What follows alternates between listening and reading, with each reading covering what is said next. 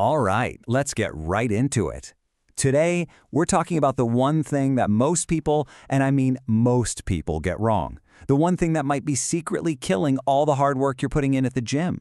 And no, it's not your diet, it's not your training program, it's your sleep. And let's just start with a gut punch, shall we? This quote right here is a hard truth. We've all been taught that the gym is where the magic happens. But what if I told you that's only like 1/3 of the story? The gym is just where you light the fuse. It really all boils down to this simple fact. When you're in there lifting weights, you are literally tearing your muscles apart on a microscopic level. You're causing damage. The actual growth, the repair, the process of getting bigger and stronger, that all happens later, when you're completely out of it deep in sleep. So to really get this, you got to think about your progress as being built on 3 massive pillars. Now, most of us, we only ever pay attention to the first 2, and honestly, that's where everything starts to go wrong. And this breaks it down perfectly. The gym, that's the stimulus. It's the signal you send your body saying, hey, we need to get stronger. The kitchen, that's the fuel. It provides the protein, the carbs, all the raw materials for the job. But the bed, well, the bed is the construction site. It's where the crew actually shows up to rebuild everything bigger and better than before. You take away that 3rd pillar and the whole thing just crumbles. Okay, but here's where it gets kind of serious. Skipping that 3rd pillar, it's not a neutral act. It's actively destructive. Bad sleep doesn't just put your progress on pause, it hits the reverse button and sends it spiraling backward. And this metaphor is just perfect for the immediate effect. I mean, you know the feeling, right? You drag yourself into the gym after a terrible night's sleep. Your focus is shot, your form gets sloppy, it feels like you're trying to run through water. You're just not all there. So what's actually happening under the hood? Well, for starters, your body suddenly sucks at using glucose for energy. That means you gas out way faster. Your top-end strength, for that one heavy lift, it might still be there. But your ability to grind out sets and reps, it just falls off a cliff. And of course, when you're tired and gassed, your form goes to hell. And that is a recipe for getting injured.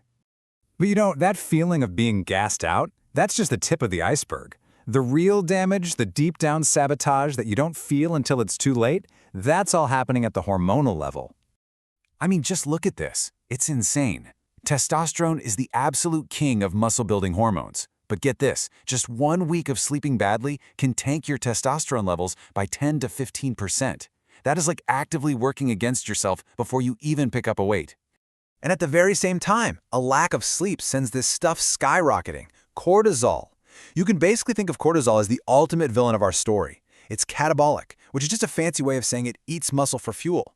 Good sleep keeps this monster in a cage, but when you're sleep deprived, the cage door swings wide open. So, what's the end result of this hormonal train wreck? Your body's entire mission gets flipped on its head. It stops caring about building that hard-earned muscle and starts prioritizing storing body fat. It even messes with your hunger hormones, making you crave garbage food. It's the absolute worst-case scenario. Your body is breaking down muscle and holding on to fat. Okay, that's enough of the doom and gloom. The best part about all this is that it's 100% fixable.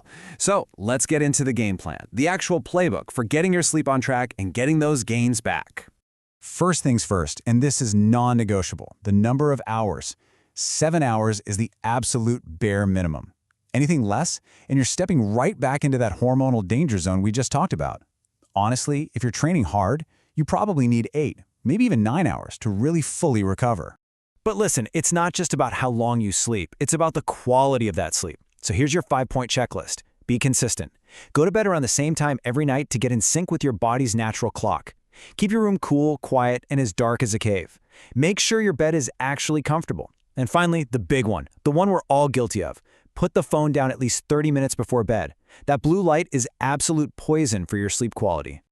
And let's just double-click on temperature for a sec. The sweet spot is right around 17 to 20 degrees Celsius. That's roughly 62 to 68 Fahrenheit for those of us in the US. See, your body's core temperature actually needs to drop to get into that deep restorative sleep, and a cool room just helps it get there faster. So really, it's pretty simple. These are the enemies of your gains.